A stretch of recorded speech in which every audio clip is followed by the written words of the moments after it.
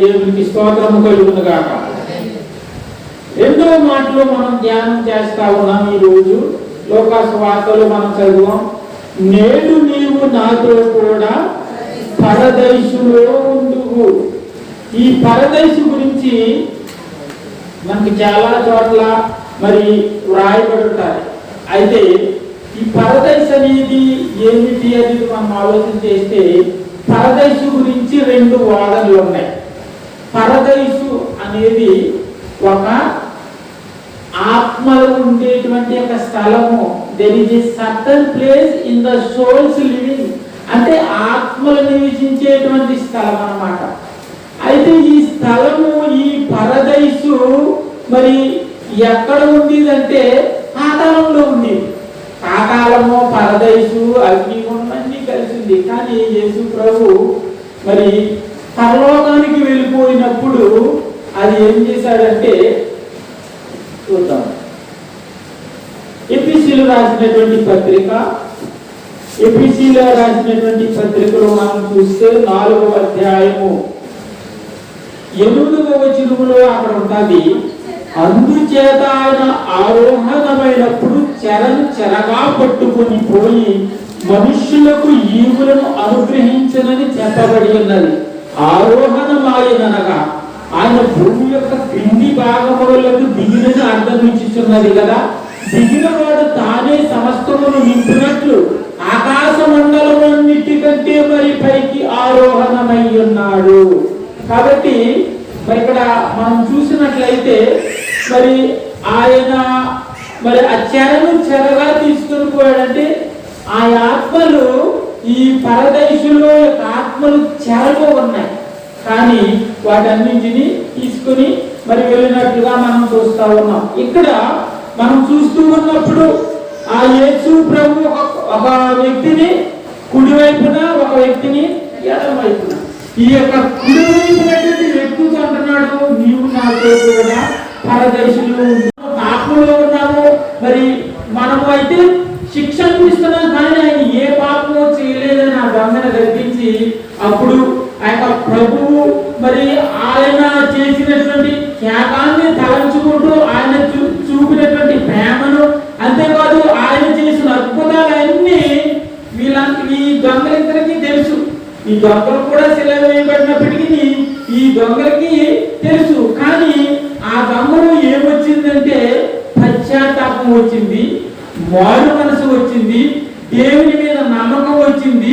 మరి చనిపోయిన తర్వాత ఒక లోకం ఉంది, పరలోకమా పాతాళమా. మరి కాబట్టి అది ఇవ్వగలిగినటువంటి వాడు యేసు ఒక్కడే అని తన యొక్క బాధలోను, ఆ శిలువ యొక్క మాటలోను ఆయన తెలుసుకొని, ప్రభువా నీ రాజ్యముతో నన్ను వచ్చినప్పుడు నన్ను జ్ఞాపకం చేసుకున్నామని ఆయన్ని వేడుకుంటాడు. హల్లెలూయా. కాబట్టి యేసు ప్రభు అన్నటువంటి మాట ఏంటంటే, నేడు నీవు నాతో కూడా పరదేశు. ఈ పరదేశు అంటే పరలోకము కాదు. పరదేశు అని ఎందుకన్నాడంటే ముందే చెప్పాను, ఆత్మలు ఉండే స్థలం అది. కాబట్టి ఆ రోజు యేసు ప్రభు చనిపోతాడు, వీరిద్దరు కూడా సిలువ వేశారన్నమాట. వాళ్ళని చంపేస్తారు, కానీ వాళ్ళ ఆత్మలు ఎక్కడికి వెళ్తాయి? పరదేశులోనికి వెళ్తాయి. కాబట్టి ఈ పరదేశులోనికి వెళ్తాయి. కాబట్టి యేసు ప్రభు ఏమన్నాడంటే, నీవు నాతో కూడా పరదేశు ముందుగా వాగ్దానం చేశాడు. ఆ ఎడం పక్కనకి వాగ్దానం లేదు. ఎందుకంటే ఈయన అంగీకరించాడు, ఆ శిలువలో ఉన్నప్పుడు అతను పశ్చాత్తాపడ్డాడు, ప్రభు యొక్క వాగ్దానాన్ని పొందుకున్నాడు. కాబట్టి ప్రభువుతో ఆయన ఉండే స్థలంలో ఉంటాడు. కానీ ఆ ఎడం పక్క అతను ఆయన ఎక్కడికి వెళ్ళి ఉంటాడు? ఒకవేళ పాతాళంలోకి వెళ్ళిపోయాడు. ఎందుకంటే పరదేశు వెళ్ళలేని వ్యక్తి పాతాళమే గతి. హల్లెలూయా. పరదేశు వెళ్ళినటువంటి వ్యక్తి ఎక్కడికి వెళ్తాడంటే తర్వాత ప్రమోషన్ ఇంటి వాళ్ళకి పరలోకం. పరదేశు నుండి వెళ్ళే వ్యక్తి పరలోకం వెళ్తాడు. పాతాళ లోకం నుండి వెళ్ళే వ్యక్తి ఎక్కడికి వెళ్తాడు తెలుసా? నిత్య అగ్నిగుండంలోనికి వెళ్తాడు. అంతవరకు వీళ్ళు పరదేశులో మరి యొక్క పాతాళంలో తీర్పు నిమిత్తము ఉంచబడతారు. హల్లెలూయా. అందు గురించే మరి చూడండి, మనము మరి చాలా సార్లు చదువుతూ ఉంటాం ఆ యొక్క మరి ధనవంతుడు లాజరు కథ. ఈ ధనవంతుడు అక్కడ అబ్రహామును అనుకుంటున్నారు. అంటే పరలోకమని రాయబడలేదు. అబ్రహాము అంటే మనం పరదేశాన్ని ఊహించుకోవాలి. ఎందుకంటే ఆ యొక్క పరదేశంలోనూ ఇక ధనవంతులు పాతాళంలో అర్పించే వాళ్ళు బాధపడుతూ అంటున్నాడు, మీ వద్దకు మేము, మా వద్ద నుండి మీరు రాకుండా మధ్యనే ఉంది ఒక మరి అగాధ ఒక అడ్డు అగ్ని ఉంది. కాబట్టి అడ్డు వీళ్ళు దాటి రాలేమంటా ఉన్నాడు. కాబట్టి పరదేశంలో ఉన్నటువంటి వ్యక్తులు భక్తులై భూలోకము పుట్టింది మొదలుకొని పూర్వం అబ్రహాము, ఇస్సాకు, యాకోబు తరతరము నుండి వారు క్రీస్తునందు దేవునందు చనిపోయినటువంటి ఆత్మలన్నీ అక్కడ ఉంటా ఉన్నాయి. వీళ్ళకి ప్రమోషన్ అందు గురించే, వీళ్ళకి ప్రమోషన్ ఏమని చెప్పాను, పరలోకం. అందు గురించే తీర్పైన తర్వాత వీళ్ళందరికీ పరలోకం. కాబట్టి చనిపోయిన వ్యక్తి అంటే డైరెక్ట్ గా పరలోకం వెళ్ళిపోవాలి. ఎందుకంటే మరి అక్కడ యేసు ప్రభు మనం చాలా సార్లు చదువుతాం 25వ అధ్యాయంలో మత్తయి సువార్తలో ఏమనుంది, సింహాసనము, ధవల సింహాసనం మీద ఆయన తీర్పు తీరుస్తున్నాడు. మరి ఎడమ వైపున మేకలు, కుడి వైపున గొర్రెలు. అయితే అంటా ఉన్నాడు, నా తండ్రి చేత ఆశీర్వదించబడిన రండి, భూలోకము పుట్టింది మొదలుకొని, చూసారా, సిద్ధపరచబడిన రాజ్యము స్వతంత్రించుకున్నాడు అన్నాడు. అంటే లోకం పుట్టింది మొదలుకొని ఇంకా ఎవరు కూడా పరలోక రాజ్యంలో ప్రవేశించలేదు. తీర్పు తర్వాత అది జరగబోతా ఉంది. అందు గురించి అంటా ఉన్నాడు.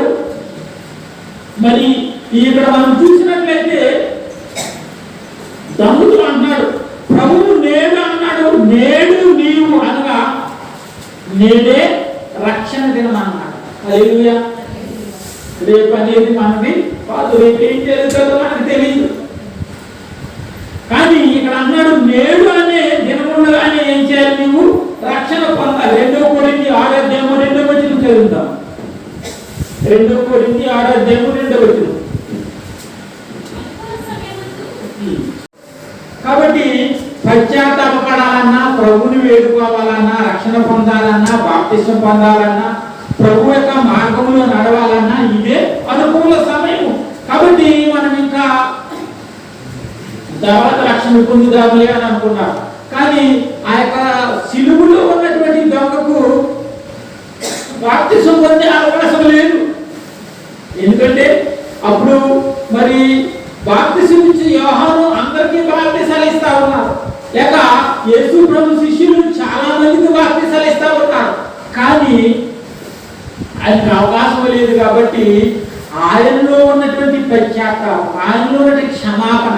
కాబట్టి ఎవరైతే ప్రభువుని వేడుకుంటాడో, ప్రభువా నేను పాపిని, నా పాపములు క్షమించు అని వేడుకుంటాడో, ఆయన వారిని క్షమించి తన రాజ్యములో చేర్చుకోవడానికి ఆయన సిద్ధంగా ఉన్నాడు. తన బిడ్డగా చేర్చుకోవడానికి ఆయన సిద్ధంగా ఉన్నాడు. హల్లెలూయా. కానీ సమయం అయిపోయిన తర్వాత మరి నేను ఎందుకు బాప్తిసం పొందలేకపోయానంటే మనము మరి అది మన వల్లనే అవుతుంది. కానీ అది దేవుడు ఇచ్చిన సమయం అంతా వ్యక్తపరచుకొని మరి తర్వాత నాకు అవకాశం లేదంటే కూడదు. దేవుడు అనేక సార్లు వ్యాధుల ద్వారా, బలహీనతల ద్వారా మనల్ని మేలు కలుపుతూ ఏం చేస్తున్నాడంటే వారు మనసు బాప్తిసం నిమిత్తం హెచ్చరిస్తుంటారు. కానీ మనం కొన్నిసార్లు పెడలేవి పెడుతుంటాం. ఎవరైతే ఆ యొక్క మారు మనసు హెచ్చరికలను విని పశ్చాత్తాపడి ప్రభువుని మరి అడుగుతారో, ఆయన ప్రతి పాపము నుండి పవిత్రపరిచి తన బిడ్డగా చేసుకోవడానికి ఆయన ఇష్టపడతా ఉన్నాడు. హల్లెలూయా. కాబట్టి ఇక్కడ అంటా ఉన్నాడు, మరి నేడు నీవు నాతో కూడా పరదేశంలో ఉన్నట్టు అక్కడికి రక్షణ వచ్చింది. ఈ రక్షణ అనేది మరి నీ తల్లి లేక నీ తండ్రి లేక మీ బంధువులు రక్షణ పొందితే ఆ రక్షణ నీకు రాదు. ఎవరి రక్షణ వారిదే. ఎవరు బాప్తిసం పొందితే వారే మరి దేవుని యొక్క రాజ్యానికి చేరడానికి సిద్ధపడ్డది. హల్లెలూయా. కాబట్టి ఎవరి జీవితము వారిదే. తల్లి అయినా, తండ్రి అయినా, కుమారులైనా, కుమార్తెలైనా కానీ ఎవరి బాధ్యత వారిదే, ఎవరి రక్షణ వారిదే. మరి మన అమ్మ అన్నం తినాలంటే మనం నీళ్ళు కదా, చెప్పండి. నేను ఎవరన్నా వాళ్ళే తినాలి, ఎవరి పనులు వాళ్ళు చేయాలి. అలాగా ఇక్కడ ఎవరి రక్షణ వారిదే. అందు గురించి అసలు అంగీకరిస్తే మరణములో నుండి జీవములోనికి మనము దాటమని అర్థం. హల్లెలూయా. అంతేకాదు దొంగలు ఒకడు రక్షించబడ్డాడు, ఆయన దేని నుండి? శిక్ష నుండి. మరి ఆయన విడుదలవాడు పాప మరణ శిక్షల నుండి, అగ్నిగుండం అనే శిక్ష నుండి విడుదల పొందాడు. అందుగురించే మనం క్రీస్తులో ఉంటే యేసు ప్రభువు అక్కడ వ్రాయబడింది రోమపత్రిక 8వ అధ్యాయం 1వ వచనంలో మనం చూస్తాము. కాబట్టి ఇప్పుడు క్రీస్తునందున్న వారికి ఏ శిక్షా విధి లేదు. మనం క్రీస్తులో నడుచుకుంటూ ఉంటే, నమ్మి బాప్తిసం పొంది ప్రభువుల పొందుతూ ఆరాధనలో పాల్గొంటూ క్రమము తప్పకుండా ఈ బైబిల్లో రాయబడినటువంటి ఆయన ఇచ్చిన ఆజ్ఞలన్నింటినీ పాటిస్తూ ఉంటే ఏం లేదన్నమాట. మనకి ఇంకా శిక్ష లేదు, తీర్పు లేదు. కానీ మనం ఎప్పుడు తీర్పులోనికి వెళ్తాము, ఎప్పుడు శిక్షలోనికి వెళ్తామని అంటే, మనము పాపములు చేస్తూ